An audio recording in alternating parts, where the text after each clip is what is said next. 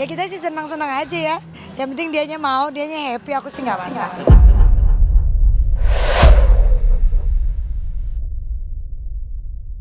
Jika biasanya melihat biduan Depok Ayu Ting Ting sebagai juri KDI MNC TV, kini yang menghebohkan, Ayu Ting Ting didaulat menjadi juri di DMD Panggung Rezeki.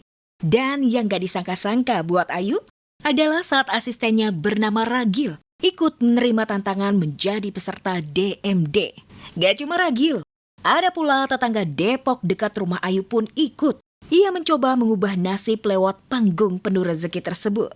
Lantas, benarkah Ayu yang memberikan motivasi dan semangat untuk mereka unjuk bakat di bidang tarik suara?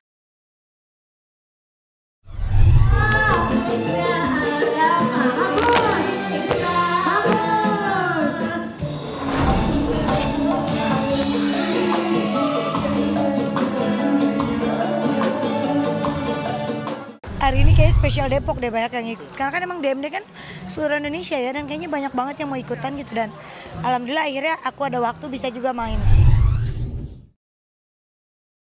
Meski tak berhasil menaklukkan panggung DMD, namun Ragil berterima kasih telah diberikan kesempatan dan berhasil membawa pulang hadiah Rp1.500.000. 500 dari Tuan Takur dan ditambahkan oleh Mama Iis Dahlia yang mendukung Ragil. Lucu, dia lucu banget, memang dia lucu banget. Kayak kita sih senang-senang aja ya. Yang penting dianya mau, dianya happy, aku sih nggak masalah. 1,5 dia tadi dapat. Dari siapa itu 1,5? Mama Iis. Belakangan ini Ayu memang terlihat lebih fokus memperbaiki diri. Ia juga berbagi kebahagiaan dan perbanyak amal baik.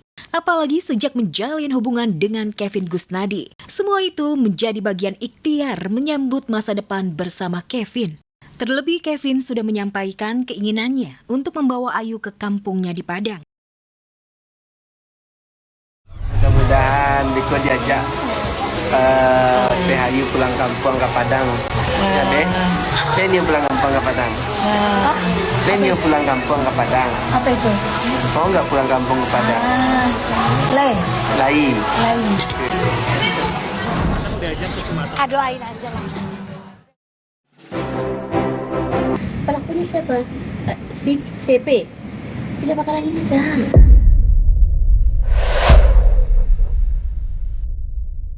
Alih-alih tobat mengakhiri petualangannya sebagai gladiator cinta, Vicky Prasetyo justru banting setir jadi tukang tipu-tipu. Janji manis, rayuan maut dan tipu muslihat Vicky ternyata mampu memperdaya wanita, bertekuk lutut dan mau memberikan uangnya dengan mudah. Baru saja ramai dikabarkan menelantarkan istri sirinya Fang Fang. Vicky sudah dituntut lagi, 3 wanita sekaligus. Vicky dituding melakukan penipuan dan penggelapan uang kepada Gusti, Juliana, dan Erlita. Total nominalnya fantastis, 5,2 miliar. Ketiga wanita ini sudah mengadu ke Polda Metro Jaya dan Polres Metro Bekasi Kota. Alhamdulillah sudah jelas gitu, bukti-bukti nyata sudah ada, beliau sudah pegang semua fotokopiannya. Ya mudah-mudahan proses ini bisa berjalan.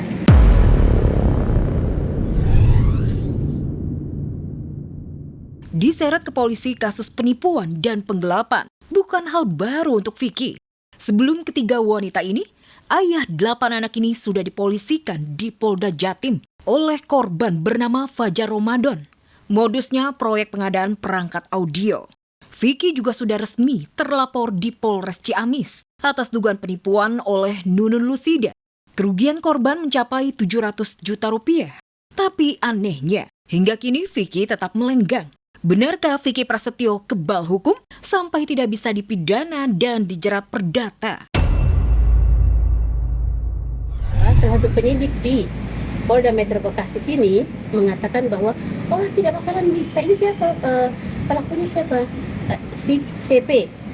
Tidak bakalan bisa. Vicky begitu kuat, laporan polisi seperti tak mempan. Tapi tidak dengan ibundanya, Emma Fauzia. Wanita parubaya ini mendadak drop dan tengah jalani perawatan intensif di rumah sakit. Memikirkan ulah Vicky atau ketakutan akan ancaman mantan menantu. Ibunda Vicky tengah disomasi Kalina Oktarani, bahkan diancam akan dipolisikan. Birthday.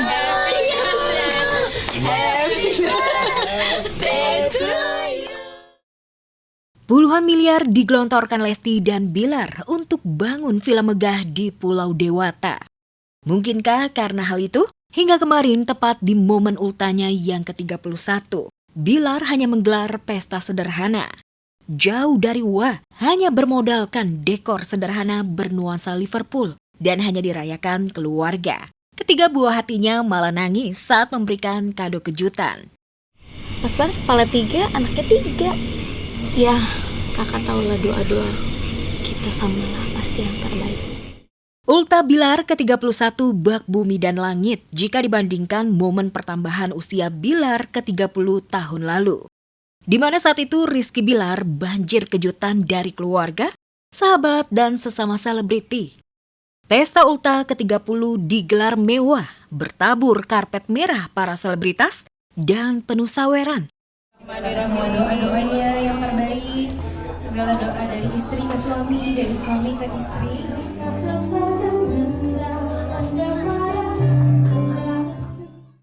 Ada apa dengan Lesti dan Bilar? Mengapa sejak memiliki villa megah dan menetap di Pulau Dewata, mendadak sederhana? Spekulasi liar pun beredar. Leslar sejatinya sudah kebobolan banyak tabungan. Belum lagi kemungkinan diperiksa polisi buntut kasus travel umroh Hanania. Lantas, benarkah memilih ulta sunyi di Bali? Cara Lesti dan Bilar menghindari keluar banyak uang? Ya kan memang permintaannya di sini, kalau mau rame mah di Jakarta lah. Setahun lebih mendekam di LP Pondok Bambu, Nikita Mirzani tiba-tiba mencak-mencak. Begitu murka dan seakan menyimpan kesumat sangat dalam. Begitu tahu petinggi Korps Kejaksaan Febri Ardiansyah terjerat dugaan korupsi dan pencucian uang. Korps yang menggiringnya ke penjara ternyata busuk. Si ratu kontroversi menyindir keras karena mantan Jampitsus menghilang usai ditetapkan sebagai tersangka. Temuan tumpukan uang ratusan miliar dan gunung emas batangan ternyata belum cukup membuat mantan Jampitsus ditahan. Dan yang bikin geleng-geleng, teranyar beredar kabar Febri sudah terlanjur ke luar negeri untuk menjalani umroh.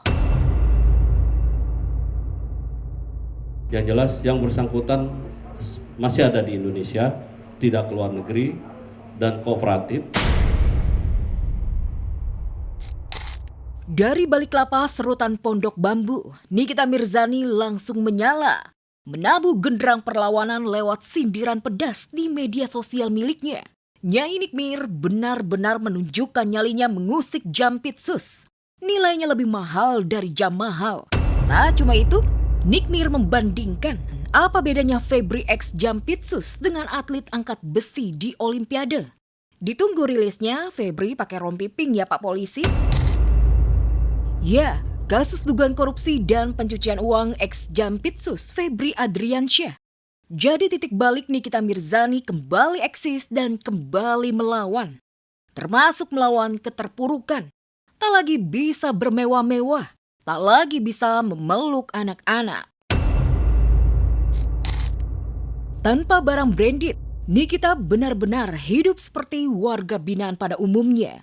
Kendati begitu, saat dipercaya buat konten bersama warga binaan, Nikmir menyelipkan kata-kata penuh makna yang seolah ditunjukkan untuk musuh bebuyutannya Reza Gladys. Teranyar di sidang peninjauan kembali, Reza Gladys tuding Niki menyuap majelis hakim MA 4 miliar. Ini dia handphone gue, namanya Wartel Sus. Kalau pakai Wartel Sus ini kita bisa video call sama keluarga di rumah. Dia ada waktunya. Nah kalau pulsanya habis harus beli isi ulang. Makanya cek warnanya, jangan katanya.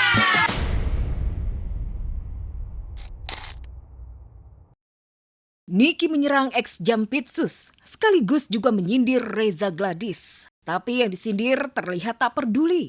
Perempuan bos skincare ini malah pamer, menolak tua, malahan sengaja membuat konten awet gadis. Jangan sampai keceplosan panggil saya Mbak. Ingat ya. Oke, Love.